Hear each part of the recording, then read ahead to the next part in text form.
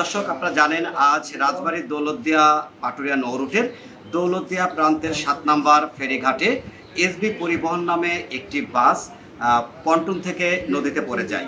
ঠিক এর আগেই গত 25 মার্চ সৌহার্দ্য পরিবহন নামে একটি বাস এই পদ্মা নদীতে র্যাম ভেঙে নদীতে পড়ে যায়, যেখানে 26 জনের মরদেহ উদ্ধার করে সংশ্লিষ্ট কর্তৃপক্ষ। কিন্তু আজকে কোনো মরদেহ বা হতাহতের ঘটনা না ঘটলেও ঠিক পরপর দুটি ঈদ পরবর্তী এই ঘটনা রাজবাড়ীর মানুষের মাঝে ব্যাপকভাবে আলোড়ন সৃষ্টি করেছেন। তারা দাবি তুলেছেন পদ্মা সেতু।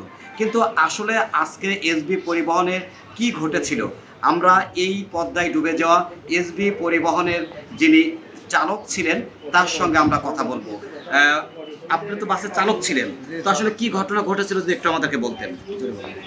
আমি কুষ্টিয়া থেকে সকাল 7টায় গাড়ি ছাড়ি। সকাল 7টার সময় গাড়ি ছাড়ি 37 জন যাত্রী নিয়ে। আমি দৌলতদিয়া ফেরিঘাটে 7 নম্বর ফেরিঘাটে যখন পৌঁছাই তখন 9:15 আনুমানিক 9:30 এর ভেতরে থাকবে।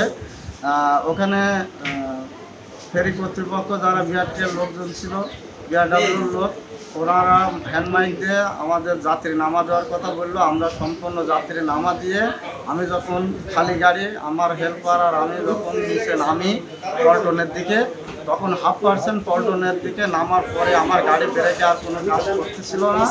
আমি তখন হেল্পারকে বললাম যে দেখ, গাড়ি ব্রেক ফেল হয়ে গেছে, তুই লাফ দে।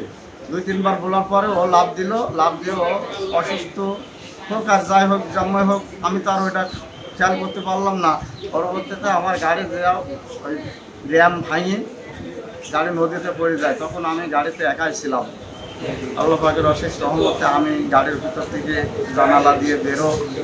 7-8 ওখানে লোকজন ছিল, তারা আমাকে রশি ফেলা দিয়ে তোলার পরে নৌ পুলিশ ছিল এবং আরও গোয়ালন্দ থানা পুলিশ আমাকে সহযোগিতা করে গোয়ালন্দ স্বাস্থ্য কমপ্লেক্সে নিয়ে আসে। এখানে কর্মরত যে চিকিৎসক ছিল উনি আমার চিকিৎসা দেয়, প্রাথমিক চিকিৎসা দিয়ে আল্লাহর রহমতে আমার একটু পানি খাইছিলাম, পেটে পানি চলে গেছিলো। পানি দেওয়ার কারণে শ্বাসকষ্ট হচ্ছিল।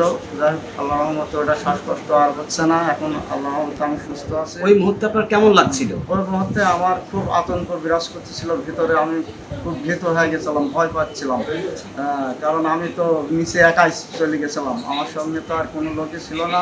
আল্লাহ পাক যে কোনো কাজ। আপনি কি বাসের থেকে আগে লাফ দিয়েছিলেন না পানির মধ্যে পড়ে? আমি একদম সরাসরি স্টারিংয়ে বসেছিলাম। স্টারিংয়ের থেকে একদম পানিতে আমি বাসটা নিয়ন্ত্রণ করার চেষ্টা করতেছিলাম, কিন্তু আমি কোনো রকম চেষ্টায় ব্যর্থ, কারণ ব্রেকে কোনোই কাজ করতেছিল না। স্টারিংয়েও আমি যে হাত দিয়ে ঘুরাবো সেরকম ঘুরানো। আপনি ইচ্ছা করলে কি লাফ দিয়ে বেরোতে পারতেন? আমি ইচ্ছা করলে লাফ দিয়ে আগে বেরোতে পারতাম, হয়তো আমি পল্টনের উপরে থাকতাম, গাড়ি চলে যেত নদীতে। কিন্তু আমি মনে করেছিলাম যে হয়তো গাড়িটা রাখার চেষ্টা করো, পল্টনের যে ফ্ল্যাগ বা আছে র্যাম ট্যাম আছে ওর সঙ্গে যদি বাঁধা বইটা দিয়ে যদি কোনো কিছু করা যায়, কারণ গাড়িতে কোনো যাত্রী ছিল না, আমি একাই ছিলাম। আমি মনে করতেছিলাম যে আমি গাড়িটা রাখার চেষ্টা করবো, কিন্তু গাড়ি আমি রাখতে পারি নাই, কারণ গাড়ির ব্রেকে কোনো কাজ করতেছিল না। গাড়ির ব্রেক সম্পূর্ণ। দর্শক, আসলে উনি একদম শেষ পর্যন্ত চেষ্টা করেছিলেন যে নিয়ন্ত্রণ হারিয়ে যাওয়া যে বাস সেটি তিনি রক্ষার চেষ্টা করেছিলেন। উনি হয়তো আগেই নেমে যেতে পারতেন, কিন্তু উনি চেষ্টা করেছিলেন বাসটি রক্ষা করার জন্য, কিন্তু আসলে শেষ পর্যন্ত রক্ষা করতে পারেনি।